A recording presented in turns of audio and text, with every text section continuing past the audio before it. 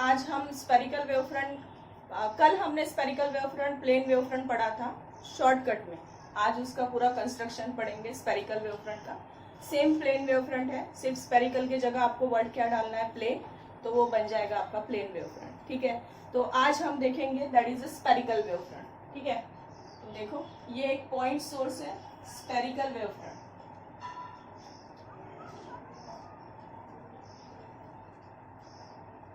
देखो ये एक पॉइंट सोर्स है और यहाँ से वेव्स निकलना स्टार्ट हो गई। ठीक है, और आपको पता है कि वो कौन सी वेव्स होती है, तो यहाँ पे जो पॉइंट सोर्स से जो निकलता है वो कौन सा वेवफ्रंट होता है, तो स्पेरिकल वेवफ्रंट। ठीक है, तो मैंने सपोज ये एक पहला जो मेन हम लेंगे दैट इज दिस। सपोज यहाँ से ये वेव्स निकली सी टाइम में, सॉरी टी टाइम में, सी वेलोसिटी से कितने डिस्टेंस कवर किया, सी टी। तो ये मैंने पहला एक ओरिजिनल यानी प्राइमरी वेवफ्रंट फाइंड आउट किया। This is P and this is Q. हम इसमें 3 पॉइंट्स लेते हैं, दैट इज पी क्यू, और ये ले लेते हैं हम आर। ठीक है, यानी ये ऐसे निकलेंगे। ठीक है, अब हमने अकॉर्डिंग टू हाइगेंस प्रिंसिपल क्या है, तो every wavefront will be act as a secondary source of light. Every wavefront will be act as a secondary source of light and their second उसका ये है कि their existence is always in the forward direction, not in the backward direction. उसका जो existence रहेगा वो कौन से डायरेक्शन में रहेगा, फॉरवर्ड डायरेक्शन में। ठीक है, अब suppose this is P Q is the primary wavefront या ओरिजिनल वेवफ्रंट भी बोल सकते हो आप इसको। ये अगर आपका पी क्यू ओरिजिनल वेवफ्रंट है, मैंने इसमें 3 पॉइंट कंसीडर किए हैं, that is P Q and R. ठीक है, हम सपोज यहाँ पे आके अराइव हो गई, पहला वेवफ्रंट फॉर्म हो गया।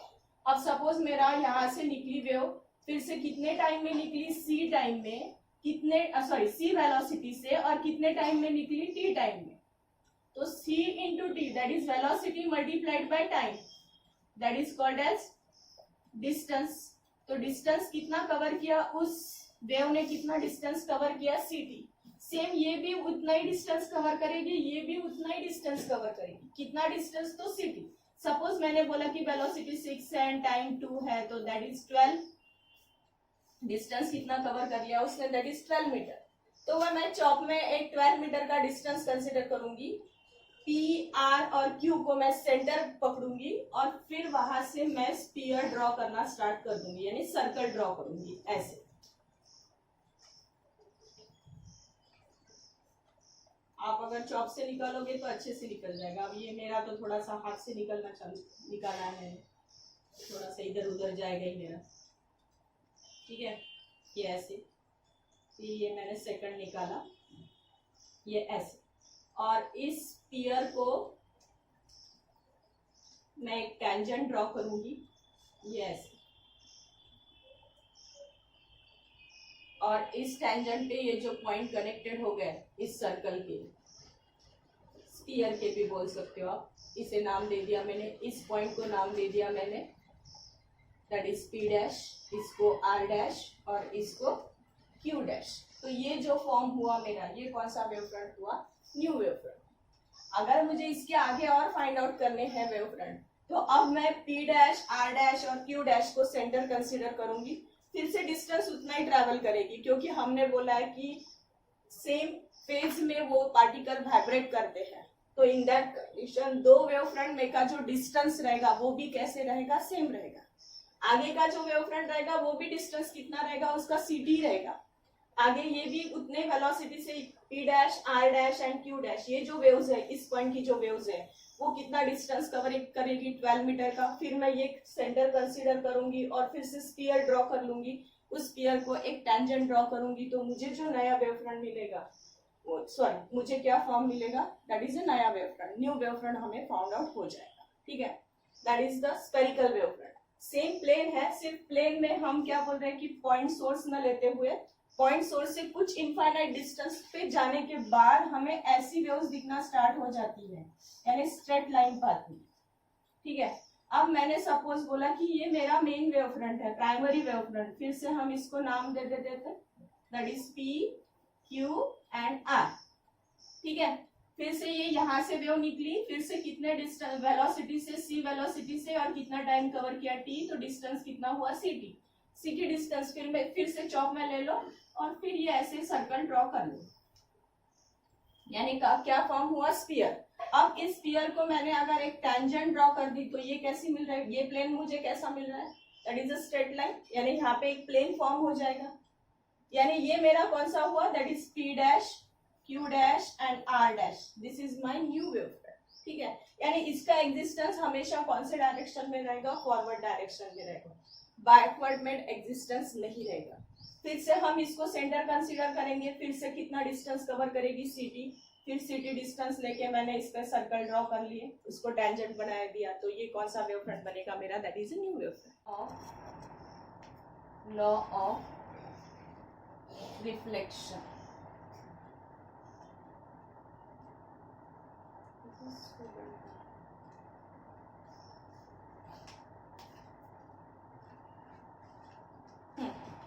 लॉ ऑफ रिफ्लेक्शन क्या है कि incident angle and reflected angle and normal lie in the same plane, ठीक है। ये आपका पहला ये है लॉ, है लॉ ऑफ रिफ्लेक्शन का। सेकंड लॉ क्या है रिफ्लेक्शन का कि incident angle and reflected angle दोनों एक दूसरे को कैसे होते हैं, इक्वल होते हैं। हमें वही प्रूव करना है कि दोनों एंगल सेम होने चाहिए इसके, ठीक है। तो देखिए हम एक प्लेन रिफ्लेक्टिंग सरफेस लेंगे, ठीक है, और उस पे एक वेवफ्रंट यानी दो रेज इंसिडेंट करेंगे। जैसे देखो ये रिफ्लेक्टिंग सरफेस है मेरा, मैंने ऐसे दिखाया है reflecting surface which is denoted by XY, ठीक है। मैंने एक वेवफ्रंट लिया है, यानी सपोज ये रेज आई, जहां पे ये टच किया, ये सेकंड रेज आई मेरी, ये यहाँ पे, ये एक सपोज ये यहाँ पे, ये दोनों पैरेलल रेज आई, और ये जो बना मेरा जहाँ पे टच हुआ A and B, this is my original wavefront, यानी मैं इसे क्या कंसीडर कर रही हूँ, प्राइमरी वेवफ्रंट। ये दो रेज है, सपोज इसे मैं नाम दे देती हूँ P और इसे नाम दे देते हैं हम Q। तो PA and QB are the two rays incident on the wavefront AB। AB is the original wavefront. अब ये एक मीडियम है और दोनों जो आपके रेज है वो एक ही मीडियम में है, एक ही मीडियम में होने के कारण दोनों की वेलोसिटी कैसी रहेगी, सेम, दैट इज v, ठीक है। इसकी भी वेलोसिटी, ये रे भी v वेलोसिटी से आएगा, ये रे भी कितने वेलोसिटी से आएगा, v के जगह आप c भी लिख सकते हैं, ठीक है। तो दो रेज आएंगे विद सेम वेलोसिटी, ठीक है। अब ये रे जब यहाँ पे आएगा, ये हमारा कौन सा सरफेस है, रिफ्लेक्टिंग सरफेस है, ये ऐसे इंसिडेंट होंगे, ये हमारा क्या बना, नॉर्मल। इस नॉर्मल पे ये इंसिडेंट होगा और यहाँ से ये क्या होगा, रिफ्लेक्ट होगा। नॉर्मल से ये जो बना, ये बना एंगल ऑफ इंसिडेंट, ये हुआ एंगल ऑफ रिफ्लेक्शन। ये कौन सा हुआ, एंगल ऑफ इंसिडेंट, ये कौन सा हुआ, एंगल ऑफ रिफ्लेक्शन, ठीक है। अब यहां से ये रे इंसिडेंट हुआ और यहाँ पे मैंने ड्रॉ किया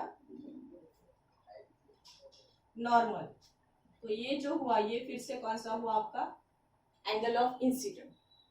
अब देखो ये अगर R है तो ये देखो ये रिफ्लेक्टेड रे है हमारा, ये हमारा रिफ्लेक्टिंग सरफेस है, ये तो हमारा AB इज द वेवफ्रंट, तो ये जो एंगल बनेगा ये कितने का बनेगा, 90 माइनस R का।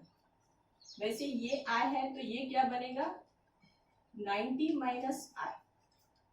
अब देखो कैसे निकलता है, ये यहाँ पे इंसिडेंट होगा तो ये कैसे एक्ट करेगा, as a secondary source of light point, और ये भी कैसे एक्ट करेगा, सेकेंडरी सोर्स के जैसा, क्योंकि every wavefront will be act as a secondary source of light बोलते हैं।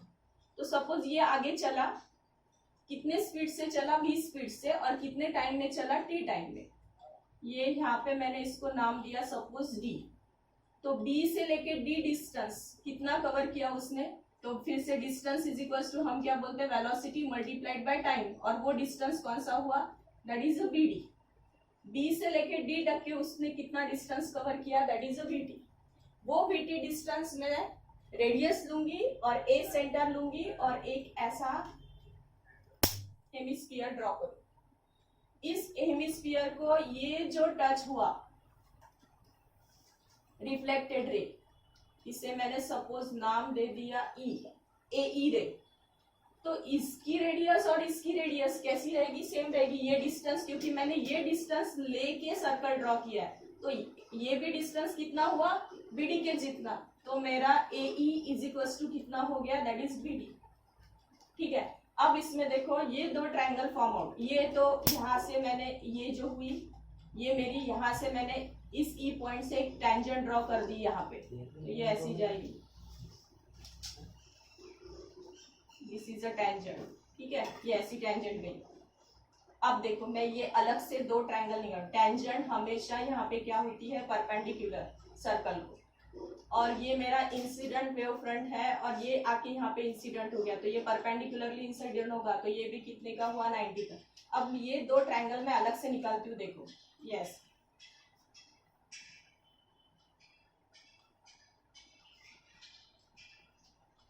ये मेरा बी पॉइंट, ये मेरा ई पॉइंट, ये फिर से ए, ये डी, ये ए और ये डी। ठीक है, ये दो साइड, ये साइड सेम है इस ट्रायंगल की और इस ट्रायंगल की। ये 90 माइनस आर यहाँ से है, ये 90 माइनस आर ये पूरा यहाँ से है, यानी कौन सा एंगल हो रहा, ई A D, E A D, ये हो रहा मेरा 90 माइनस आर, और बी डी ए ये क्या हो रहा मेरा 90 minus are,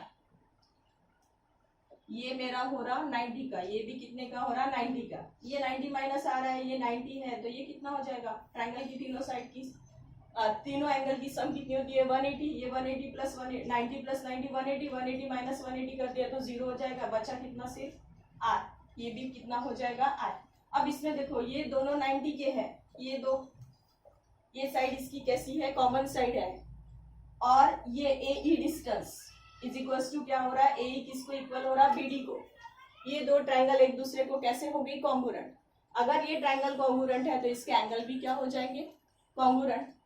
bye hypotenuse side test से ये दो ट्रायंगल कॉन्ग्रुएंट हो जाते हैं। अगर ट्रायंगल कॉन्ग्रुएंट है तो बाकी के एंगल क्या हो जाएंगे, कॉन्ग्रुएंट। तो मैं बोल सकती हूँ angle E D A is equal to angle B A D, angle E A D is equal to angle B A D, और E A D is angle R and this is angle R. मुझे यही prove करना था, reflected angle and incident angle are equal. ठीक है, thank you.